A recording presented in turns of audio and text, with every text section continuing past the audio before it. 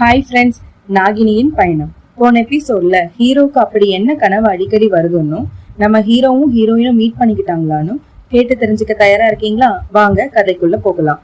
அதுக்கு முன்னாடி நீங்க இன்னும் இந்த மிபு தயாஞ்சல் சேனலை சப்ஸ்கிரைப் பண்ணலன்னா சப்ஸ்கிரைப் பண்ணிட்டு பக்கத்துல இருக்கிற பெல் ஐக்கானையும் கிளிக் பண்ணிடுங்க. அப்போதான் நான் அடுத்தடுத்து அப்லோட் பண்ற கதைகளை நீங்க உடனுக்குடன் கேட்க முடியும். எபிசோட் 7. அவங்க 2 பேரும் உயிரோடு இருக்க வாய்ப்பே இல்ல. நம்ம ஹீரோ அருணாவ் கொஞ்ச நேரம் ரெஸ்ட் எடுக்கலான்னு அவன் ரூம்ல தூங்கி ரெஸ்ட் எடுத்துட்டு இருக்கான். அப்போ அவனுக்கு அந்த கனவு மறுபடியும் வருது. அது என்னன்னா, ஒரு காட்டுக்குள்ள இருக்கிற கோவில்ல ஒரு மிகப்பெரிய வெளிச்சம் ஒண்ணு வருது. அந்த டைம்ல யாரோ ஒரு பொண்ணு இவனை அருணாவ்னு பேர் சொல்லி கூப்பிடுற மாதிரி இருக்கு. இது மட்டும்தான் அவனுக்கு அடிக்கடி கனவுல வந்துட்டே இருக்குது. உடனே அவன் தூக்கத்துல இருந்து மறுபடியும் எழுந்து இந்த கனவு ஏன் எனக்கு அடிக்கடி வருதுன்னு யோசிச்சுட்டு இருக்கான். அதுக்கு பிறகு ஃப்ரெஷ் ஆகிட்டு சரி நம்ம கீழே போகலான்னு எழுந்து போறான். அப்போ நம்ம ஹீரோயின் தீக்ஷா குஷிக்கு கால் பண்ணி உங்க ட்ரெஸ் ரெடி ஆயிருச்சு, அதை உங்க வீட்டுக்கு எடுத்துட்டு வரட்டுமா இல்ல வேற எங்கேயாச்சும் கொண்டு வரட்டுமான்னு கேக்குறா. அதுக்கு குஷியும் நான் எங்க வீட்டோட பீச் ஹவுஸ்ல இருக்கேன், சோ அங்க கொண்டு வந்துருங்கன்னு சொல்றா. அதுக்கு தீக்ஷாவும் சரின்னு சொல்லிட்டு இன்னும் கொஞ்ச நேரத்துல நாங்க வந்துருவேன்னு சொல்றா.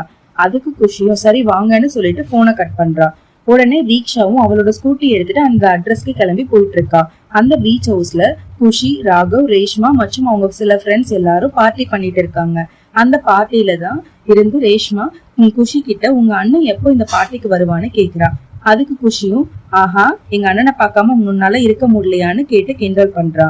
இன்னும் 7 மணி ஆக அரை மணி நேரம் இருக்கு, சோ எங்க அண்ணன் 7 மணிக்கு தான் வரேன்னு சொல்லியிருக்கான். கரெக்டா 7 மணிக்கு அவன் கண்டிப்பா இங்க இருப்பான்னு சொல்றா. பின்னர் எல்லாரும் பார்ட்டிக்கு எல்லா அரேஞ்ச்மெண்ட்ஸும் ரெடியா இருக்கான்னு கிராஸ் செக் பண்ணிட்டு இருக்காங்க. எங்க அண்ணா வந்த உடனே பார்ட்டி ஸ்டார்ட் பண்ணலான்னு குஷியும் ராகவும் சொல்றாங்க. அதுக்கு அவங்க ஃப்ரெண்ட்ஸ் எல்லாரும் இன்னும் உங்க அண்ணா வர்றதுக்கு கொஞ்சம் டைம் இருக்குல்ல, சோ நாம அந்த கொஞ்ச நேரத்துல இந்த பீச் பக்கத்துல இருக்கிற காட்டுக்குள்ள போய் கொஞ்சம் அட்வென்ச்சர் பண்ணலான்னு சொல்றாங்க. அதுக்கு குஷியும் ராகவும் இது நல்ல ஐடியாவா இருக்கேன்னு சொல்றாங்க. பின்னர் குஷி எல்லார்கிட்டையும் என் ட்ரெஸ் இன்னும் கொஞ்ச நேரத்துல வந்துடும், சோ அதை வாங்கிட்டு நானும் ரேஷ்மாவும் உங்க பின்னாடியே வரோம், நீங்க எல்லாரும் ஃபர்ஸ்ட் போங்கன்னு சொல்றா. அதுக்கு அவங்க மத்த ஃப்ரெண்ட்ஸ் எல்லாரும் சரின்னு சொல்லிட்டு காட்டுக்கு போறாங்க. எல்லாரும் ட்ரிங்க்ஸ் பண்ணிட்டே அப்படியே காட்டுக்குள்ள நடந்து போயிட்டு இருக்காங்க. அப்படி போகும்போது ஒரு பொண்ணு போறத ராகவ் பாக்குறான். எல்லார்கிட்டையும் டேய் அங்க பாருங்கடா ஒரு பொண்ணு போறான்னு சொல்றான்.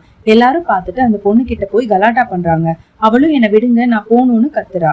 அப்போ அவங்க எல்லாரும் நீ எதுக்குமா இந்த நைட் நேரத்துல இந்த காட்டுக்குள்ள தனியா என்ன பண்றன்னு கேட்டு சரி வா நாம எல்லாரும் தனியா ஜாலியா இருக்கலாம்னு சொல்றாங்க.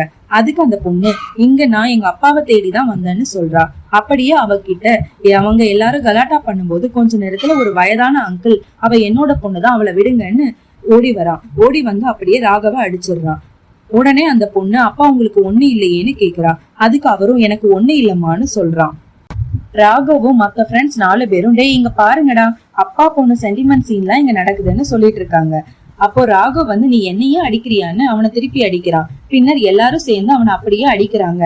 அந்த பொண்ணும் எங்க அப்பாவை விட்டுருங்கன்னு கெஞ்சி கேக்குறான். பின்னர் ராகவும் கண்ணை எடுத்து அந்த ஆளை ஷூட் பண்ணிட்டான். அப்புறம் பக்கத்துல இருக்கிற மலையில இருந்து அந்த பொண்ணோட அப்பா அப்படியே கீழே விழுந்துட்டான்.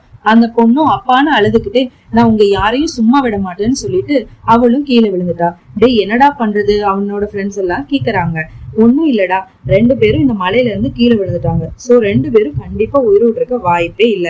இதை யாரும் என் அண்ணன் அருணாவ் கிட்ட சொல்லிடாதீங்க, அவனுக்கு தெரிஞ்சு அவ்வளவுதான் நாமன்னு சொல்றான்.